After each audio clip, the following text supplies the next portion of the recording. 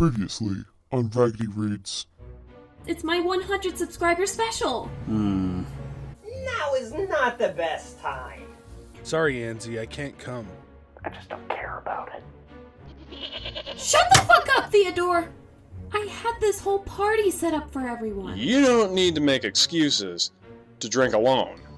We're having a great party now. It's called a pity party. But stay tuned for the next few parts. I'm sure no one else will.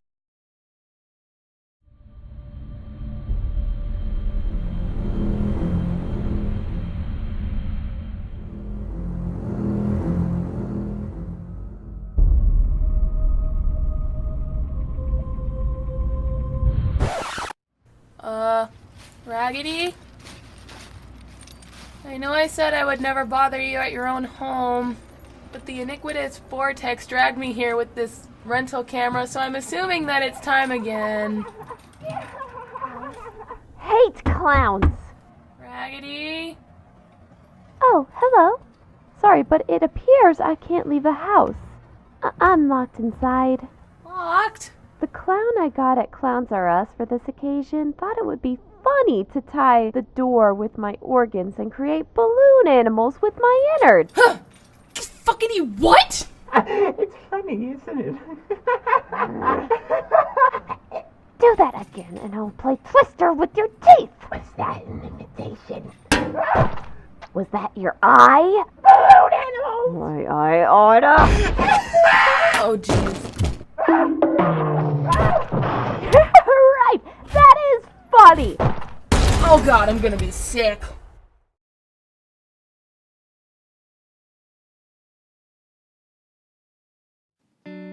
Harrison Winter watched the child's face like a man following a tense football match. "Go on, kid," he willed at the 5-year-old, ignoring the minor glimmer of guilt hovering at the edge of his consciousness, as he framed the thought. "Scream. Run away." In the garden, separated from Harrison by the kitchen window, the little boy's confused and apprehensive expression began to give way to a tentative smile. Harrison sighed, switched his gaze to look over at Tommy, his own 4-year-old, also sitting cross-legged in the garden, wearing his little paper party hat.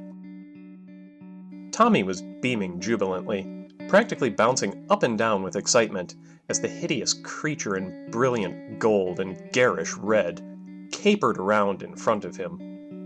A clown. A goddamn honest-to-goodness clown. In his garden. Invited there at his own wife's request to entertain his son and the random collection of similarly aged kids from the preschool. Kids who were now sitting outside enraptured by the bizarre spectacle of a grown man behaving like an insane drunken child. It was all Harrison could do to not shudder and look away, torn as he was between revulsion at the clown and the protective instinct it arose in him toward the kids. It was a strange, primal hatred he had for clowns, and not something easily explained.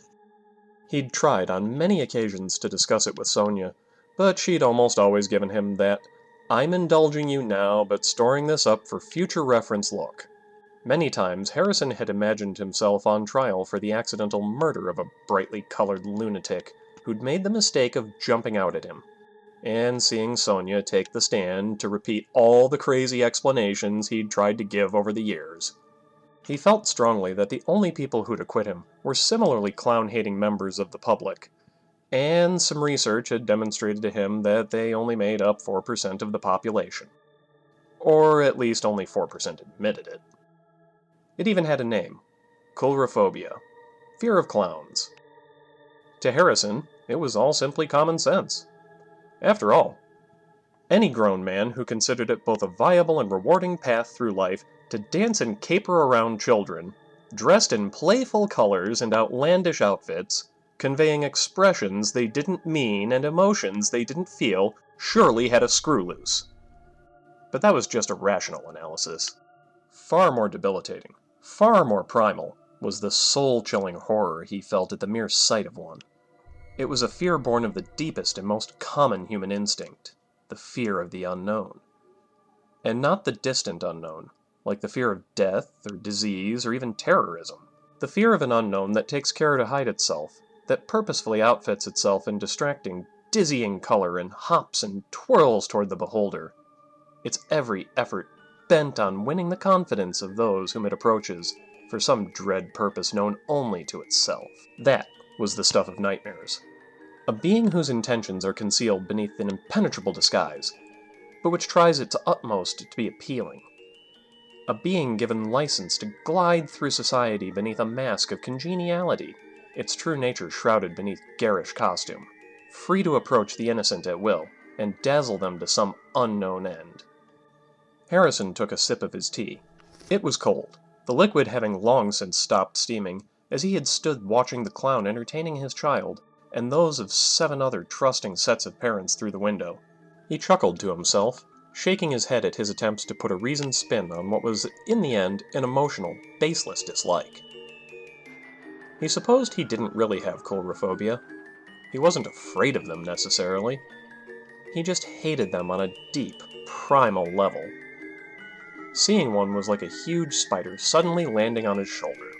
Like any right-thinking person, he'd jump and possibly scream. It didn't mean he was afraid of spiders, only that he found their presence spine-chillingly unpleasant, especially when unexpected. He turned and placed the cup down, thinking idly of Miss Moffat. She of the curds and whey fame. She probably detested clowns, too. Perhaps she was sitting on a tuffet, having left a birthday party like the one outside his window, where no doubt some gibbering fool was pirouetting around dressed in motley and whatever old-timey clowns did, and then, to cap it all, the damn spider ruined her afternoon. Of course, she could have squashed a spider without doing life in prison. Not so the clown in the garden. More was the pity. Hi, honey, Sonia called from within the house, just before the door slammed. He hadn't even heard it open, so lost had he been in his musings. She came bustling into the kitchen from the hall, setting down a heavy-sounding plastic bag and rustling around in it with a sigh. Grateful to have something to look at besides the grotesquely capering clown, Harrison reached for a can of tomatoes. How's the party? Sonia asked with a wry smile, as he balanced the can on 3 others already sitting in the overhead cupboard. Did we need more tomatoes? He asked, eyeing the growing stash. She ignored him, handing him a packet of spaghetti. He wedged it behind some potatoes. It's okay. He said, in response to her question. Really hate that clown, though. She gave him a glowing smile and rubbed his back before returning to piling up groceries they didn't need on top of those they hadn't used. I think you've done very well, she said with mock seriousness, her head inside the lower cabinets. The clang of pans being moved punctuated her muffled curses as she searched for somewhere to hide the 3-pack of tuna she'd bought. Harrison turned to glare at the clown. It was now making shapes out of balloons, its bright blue hair flapping in the light breeze. It happened to glance at the house, and Harrison hastily looked away, as though the thing could see right into him with its red painted eyes. Considering you're so terrified of them, I'm impressed, Sonia said, finally extricating herself from the cupboard. She gave him a grin as she started loading up the freezer. I'm not terrified of them, I hate them. You are. You scream when you see them on TV. That was an insurance advert. It had nothing to do with clowns. I wasn't expecting it. She giggled to herself, shoving a pack of frozen sausages between 2 bags of chopped onions. Frozen onions? Harrison said flatly. We have knives, you know. Oh, don't let the clown know that, she said, not glancing up. I hear they're deadly with a blade. Shut up, he muttered, looking outside again. The clown had a bright white face, red smudges around the eyes, and was now smiling a garish, horribly exaggerated blue smile. It looked like a child's painting of a happy face come nightmarishly to life. The billowing, golden outfit rippled in the breeze as it twisted the balloons, wrapping them around its gloved hands with an unseemly frenetic jubilance. All around it, the children stared up in a wide-eyed hope of receiving a balloon. So innocent, so trusting. The clown glanced up, and Harrison could have sworn it grinned at him. He looked away. Why do you hate them so much anyway? Sonia asked, shaking him from his increasingly creeped-out staring. He looked round, She was sitting by the freezer, having apparently decided it was jammed too full for the fish fingers she was holding. Harrison sighed, and looked into his teacup, at the ice-cold liquids sloshing around inside. I don't know. I remember the first time I saw a clown, though, and I hated it pretty much on sight. I was about 5, 6 maybe. I was in the department store near where we lived, with my mom and my brother. He would have been 2 or 3, I suppose, and I was meant to be watching him for Mom. Thinking about it, this is probably all her fault. He laughed, lost in the memory. Outside, the children laughed. So did the clown. It was a deep, raucous laugh. The sort of laugh you expect from a shaven-headed man in the pub, not a bouncing children's entertainer. Harrison shuddered. Anyway, he wandered off, so I went to find him. I was scared, of course, because I was 6. I saw him on an escalator, which I remember thinking was huge. A massive, moving staircase going up into the sky. I was definitely scared of that. I remember looking up, watching him disappear, and then he was gone. So, how come you don't have a fear of escalators then? Sonia chuckled. He gasped in mock outrage. Are you making light of my debilitating personal tragedies? No, heaven forbid. Please do continue. Right, he said in his best indignant tone. Well, some lady in a black dress with white spots appeared out of nowhere and picked me up. She carried me up the escalator. And this is why I hate your mother's spotty dress, by the way. Sure it is. And there he was. A clown? My brother, watching a clown. How shocking. It was. She stood up, grabbing a bottle of white wine from the fridge and making her way over to where he stood. She reached behind him and opened the overhead cupboard. He just managed to avoid being smacked on the back of the head by squirming out of the way. So this is your traumatic story?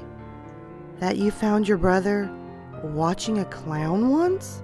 She took out 2 glasses and started to pour the wine, glancing out at the clown, who was now dancing in a faintly disturbing way, as though his limbs were nerveless appendages flapping around his body. She frowned. I admit, they are creepy, she said, taking a sip of wine. Thank you. He picked his own up and gulped a large swig, looking pointedly away from that window. It wasn't that he was watching a clown, Harrison added, somewhat defensively. It was that he had wandered away to watch one, up an escalator, that even I found scary at the age of 6. You said 5. Whatever. She turned to face him, grinning that gently mocking grin of hers. So you're saying you're scared of clowns because they make you feel like a scaredy cat big brother, frightened of escalators? Shut up. Oh, sorry, honey, she said in a syrupy voice, enveloping him in a hug which did not conceal the laughter she was ineffectually suppressing. Still, she said, standing back and raising her glass in a short salute. I am impressed with you for conquering your fears. Hardly, he returned, taking another swig of wine and daring a glance out the window. It was strangely silent out there. The clown seemed to be bending low, talking in a whisper perhaps. The kids were leaning forward intently. I just about managed not to freak out when he appeared, but I'm not sure that counts as brave. She smiled, looking outside again. The clown was leading the kids in a dance. Where did you even find him? She asked. Is there a check-a-trade for clowns? He stared at her, feeling the blood drain from his face. Outside, the dancing children had passed beyond the view of the window, following the clown. What? He said sharply. She looked back at him. What? She said back. Don't joke with me. He said flatly. That is not cool. Harrison, what? You didn't hire him. No, I thought you did. Why the hell would I hire a clown? Sonia was already moving, shouting for Tommy at the top of her lungs. The wine glass smashed to the ground behind her running feet. Outside, the screaming started.